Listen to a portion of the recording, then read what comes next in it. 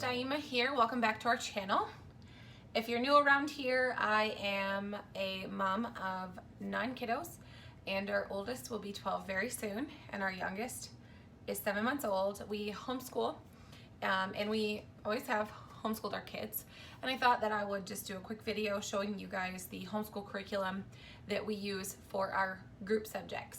We are very much a eclectic Charlotte Mason mixed in type of homeschool family. I believe that learning happens at all times, but we do have some materials that we use for formal lessons, and then we also have some materials we use for group subjects. One of the very first things that I want to share with you guys that we do is for scripture study, Bible time, and biblical character training stuff is we use a student Bible atlas with a group of just generic Bibles that I bought off of christianbook.com.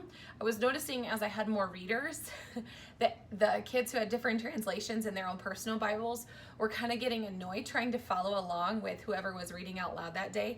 So I just went on Christian Book and I found like a $3 to $4 ESV children's Bible, and I bought 10 of them. So we use that. We follow a reading plan from Bible Gateway, the app, for the New Testament, and we just read it together and then we discuss it. And if we want to talk about any geography, we use this student Bible atlas that I found through Veritas Press when we were looking at their history curriculum, and it is really, really helpful to kind of just give you an idea of where things are / where things were, what they looked like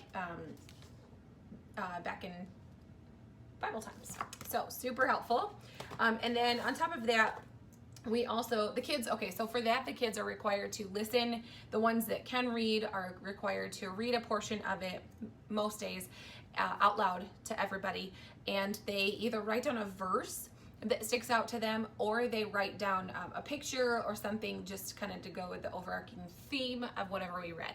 So the little kids also do the same thing. So they kind of just doodle and color and draw, and that way everybody's kind of engaging in something to get something out of it. So, and then I don't have, well, let's be honest, I still have a 5, 3, and 2-year-old trying to run around during that time. That's just honest. But I can at least call them back to the table and say, hey, focus on your drawing, kind of a deal. In conjunction to that, we are also using this book by Clay Clarkson. It's called Our 24 Family Ways, and it's basically a family Bible study. It goes over some sort of a family way, like we choose to be joyful even when we feel like complaining, and that is regarding attitudes in our family. And it gives you a little laid out plan of what to read each day, like questions to ask, scripture verse to read, more questions to ask based on the scripture, and then kind of a prayer section here. Super duper awesome. And also in the back of this, there are coloring pages and memory verse cards if you want to use that with your family. We don't use any of the extra stuff right now just because I would have to make copies of it. So we just still talk about it. Kids doodle and draw while we're talking about it. In conjunction with that, I throw in our We Choose Virtues cards. Well, let me go the other way. These are wonderful because they have little sayings, a Bible verse, and then they have stories that the kids really connect to.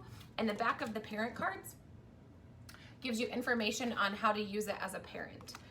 So we'll just go over these, and we kind of memorize the verse and memorize the story. And I even ask like our little kids to tell me what they remember about Penny Jenny and Hat Matt and Chuck and Duck. And it's really fun for everybody. So there's that. And then the last thing that I use that I just started using, and I absolutely love them, are these biblical character illustrated curriculum. It's like a really long name for something that just is basically a character study curriculum that is very well thought out and very well illustrated in the sense of walking you through what to do. And it gives you a reading plan and which pages to go over. and it's super duper helpful. And there are some like coloring pages and activities. I also give you activity ideas, all on the topic of whichever quality is. And these are from iblp.org.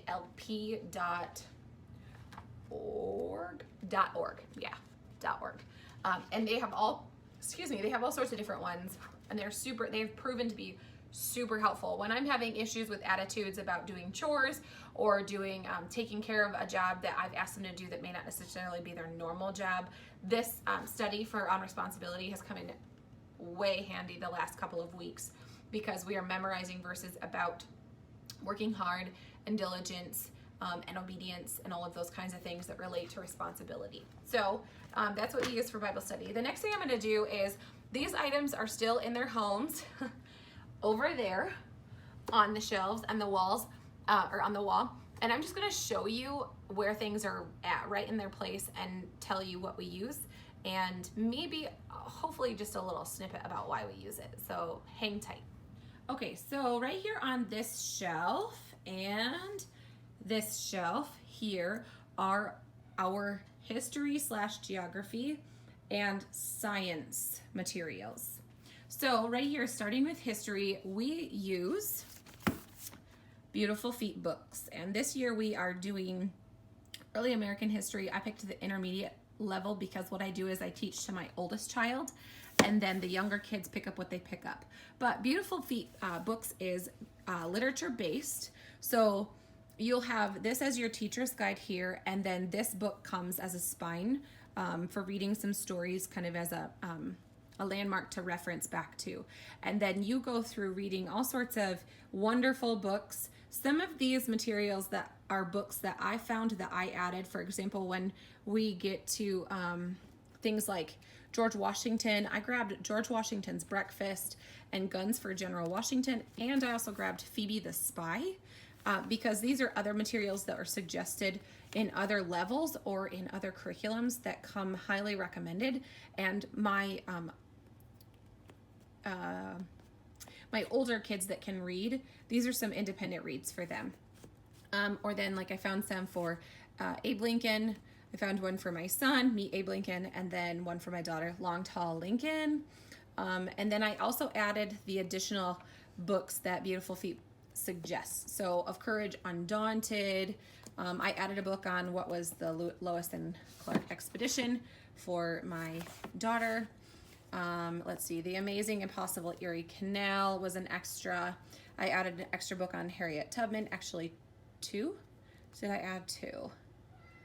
I think I did add 2. I think I added Freedom Train for my oldest son, and then Harriet Tubman, and then we have The Drinking Gourd as well. Story of Underground Railroad with Sojourner Truth. So I just grabbed some extras there. And then The Boy Who Drew Birds, I added as extra. This is one of their extra recommendations as well. I have a cat scratching my foot. Branch, quit being foolish. The Beautiful Feet books curriculum also comes with a timeline. And then it comes with a picture packet that you can print out on their website if you go to it. And then I added some things, like some pictures of Declaration of Independence for my kids to color because I have artsy kids. And then some other things too, like a Bill of Rights and a Constitution and everything that we can cut and put into history notebooks. This is my oldest son's, and these are not excessive, but I'll show you. I'll give you just a quick peek here. Columbus coat of arms, the map of England, and information about William Bradford, Pilgrims. So what I like about Beautiful Feet books is the activities that are listed in the teacher's guide. They're not excessive and overwhelming, but there's enough of them to make following this to a T meaty. But you could also add to it if your heart desires, or if your kids are really digging what you're studying. So other things I also picked up, a Constitution, a Bill of Rights, and a map of the battles in the Revolutionary War from Rainbow Resources for my kids, because I know that they're gonna love that kind of stuff. So I picked those up for cheap off of Rainbow Resource. So there you go. There is history study here. I also picked up a game on the Lois and Clark expedition as well that is down there in that box. And then our scrunch maps are supposed to be in here too. It looks like maybe, oh, there's one. World map, scrunch map, and then I also have a United States scrunch map as well. So there's that. For geography, we also use letters from afar, and these are wonderful letters that are written by an author who goes as who goes by the pseudonym Isabel, and she either writes from a place that she has visited or she writes from a place that she's kind of read and studied about, and she illustrates these beautiful letters to the kids, and it starts some wonderful conversation. We actually watched some travel vlogs on YouTube about Kandy, Sri Lanka, and it was wonderful. So super cool. So we keep them in a binder in page protectors, and then every single one comes with 2 stamps.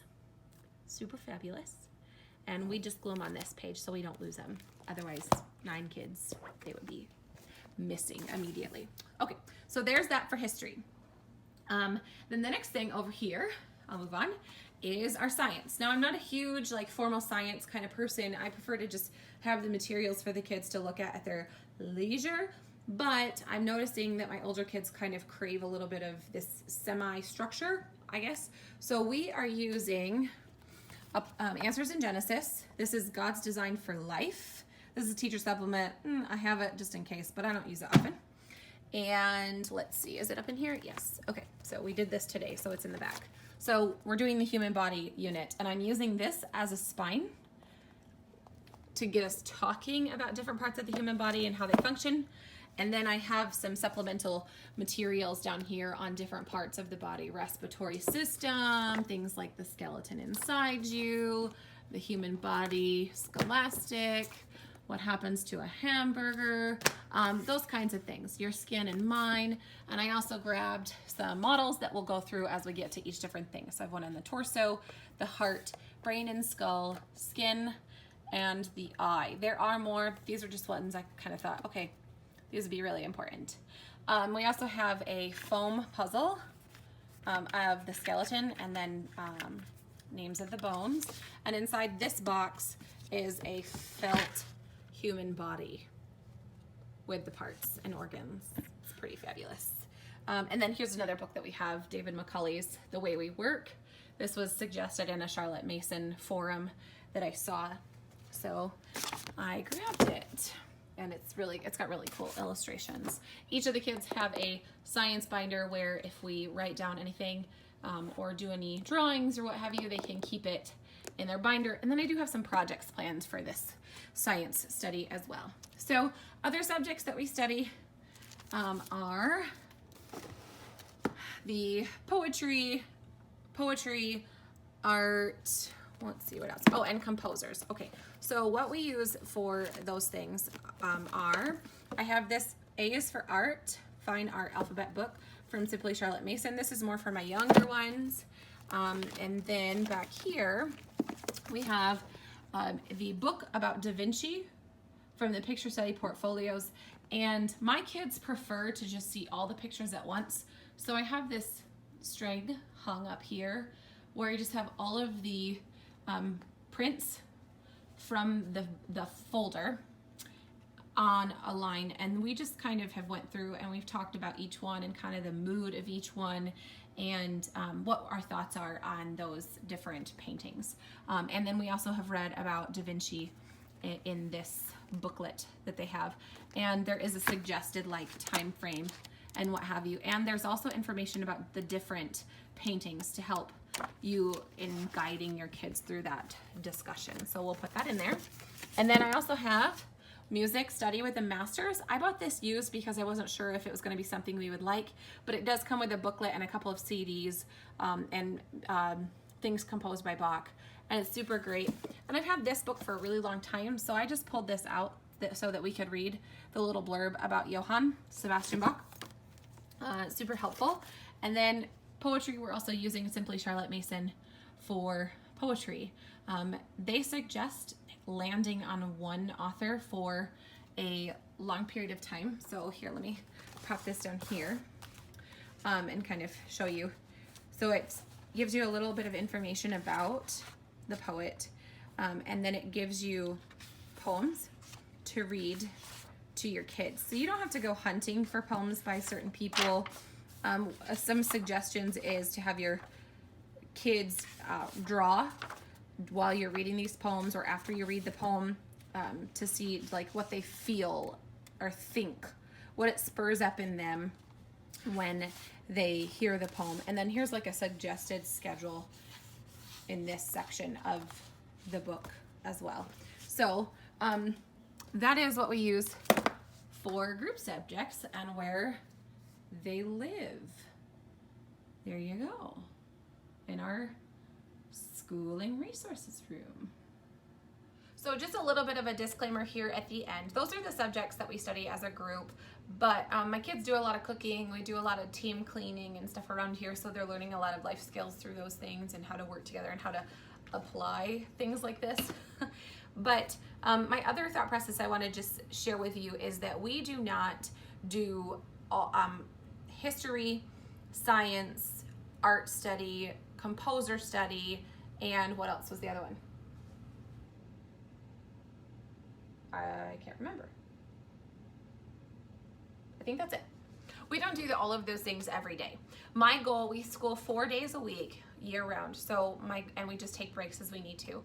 So my goal for our family is that we are doing 2 history lessons a week, and then a science lesson each week, and then one of the arts kinds of things 1 day a week. So basically, if Monday we do history, Tuesday we do science, Wednesday we do history, Friday we do whatever is next in that basket that I showed you, which next it looks like it would be more on Da Vinci. So I could take and read a little bit more about Da Vinci, or reread what we've already read about Da Vinci, because it's been since we moved, since we've actually jumped back in to that full circle of scheduling. So I could grab some stuff out of the art cart that's right next to me and have the kids just paint something of their own. So that is a way that I work it. I don't harp it every single day. I originally came to the conclusion that the Charlotte Mason method was just too much for a family, as a big family. And then I realized a lot of these things are being rotated through instead of touched on every single day. And a lot of those things are, except for history, we do read more history. When we hit those days, we read more. Also, since I add books in, if I find something that I want to add in, I just throw it into with our Beautiful Feet books. And we just discuss the literature, we just narrate it and that sort of thing. So it's not as difficult, because the science, the art study, the composer study, anything extra, handicraft, the kids do handicraft while they're listening to read alouds. So it's not as intensive as I once thought it was. And while I would love to do a poetry tea time every week, I'm just not there yet. So maybe I'll get there one day. Maybe it's still too much of a big hullabaloo in my mind. I don't know. We'll see. And I can't keep little Debbie snacks in the house, because if I did and I was intending to use them for the next week's poetry tea time, I would eat them.